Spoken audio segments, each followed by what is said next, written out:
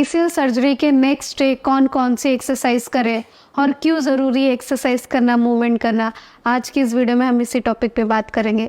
Generally patients exercise करना surgery के next day काफ़ी अवॉइड करते हैं और पेशेंट्स को ऐसा लगता है कि एक्सरसाइज हम अभी नहीं कर सकते क्योंकि हम काफ़ी पेन में हैं और तकलीफ़ में।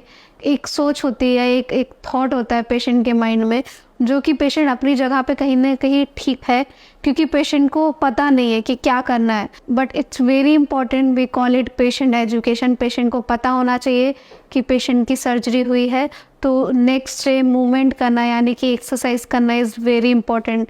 Like we call movement is medicine. For example, आज आपकी सर्जरी हुई है तो आज से लेकर कल तक आप बेड पर हो कॉन्टिन्यूअस, काफ़ी आप इमोबिलाइज रहते हैं। इस कंडीशन में पेन स्वेलिंग और भी बढ़ जाता है।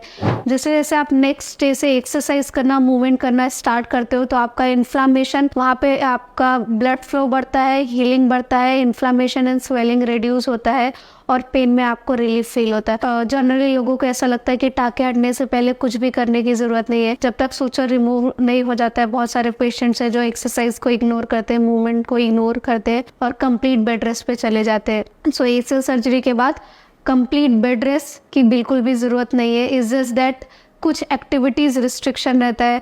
अगर एसीएल के साथ आपका मल्टी लिगामेंट सर्जरी है या एसीएल के साथ आपका मेनिस्कस की सर्जरी है तो इन कंडीशंस में नी बेंडिंग और वेट वेयरिंग को थोड़ा अवॉइड करते हैं और स्लो प्रोग्रेसिव चलता है, लेकिन आपके मूवमेंट को रिस्ट्रिक्ट नहीं कर सकते। Walking you can do with walker, partial to touch, वो आपकी कंडीशंस को देखते हुए थेरेपिस्ट और सर्जन आपको बताते हैं कि कितना वजन डाल के चलोगे या बिना वजन डाल के चलोगे या वजन डाल के चल रहे हो, क्रच से, एल्बो क्रच से या वॉकर से तो किस तरीके से चलोगे।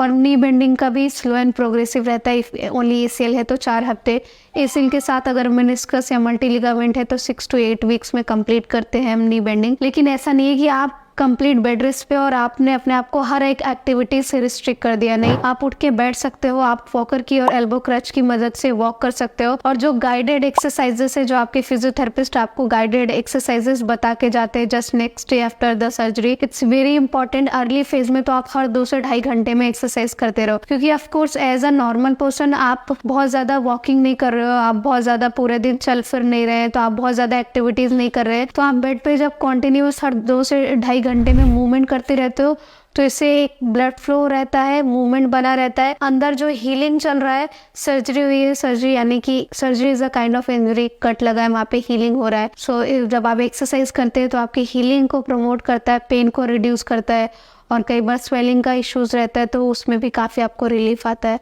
एसीएल सर्जरी के नेक्स्ट डे से जैसे आप कॉन्टिन्यूअस एक्सरसाइज करना स्टार्ट कर देते हैं, यानी कि गाइडेड एक्सरसाइज। हर एक सर्जरी का, हर एक कंडीशन का अपना एक अलग रिस्ट्रिक्शन होता है कि आप इस सर्जरी में ये एक्सरसाइज करेंगे और ये नहीं करेंगे, ये मूवमेंट कर सकते हैं और ये मूवमेंट अवॉइड करेंगे।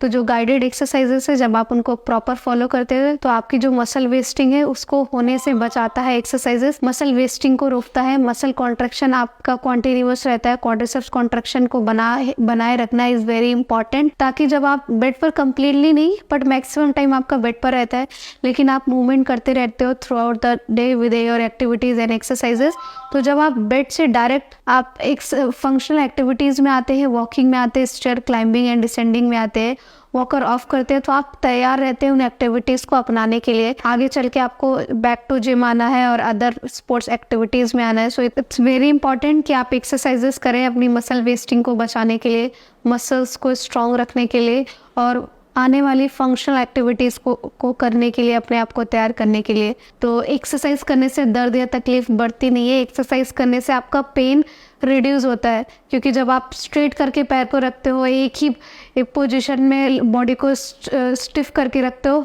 तो उससे आपका पेन एंड इन्फ्लामेशन बढ़ता है। जब आप मूवमेंट करते हो, एक्सरसाइज करते हो, वॉक करते हो और गाइडेड एक्सरसाइजेस फॉलो करते हो तो उससे आपका inflammation, swelling and pen reduce होता है। So it's a very misconception कि एक्सरसाइज एंड मूवमेंट नहीं कर सकते, उससे हमारा दर्द और तकलीफ बढ़ जाएगा। गाइडेड एक्सरसाइज, मूवमेंट बहुत इंपॉर्टेंट है just next day after the surgery follow करने के लिए।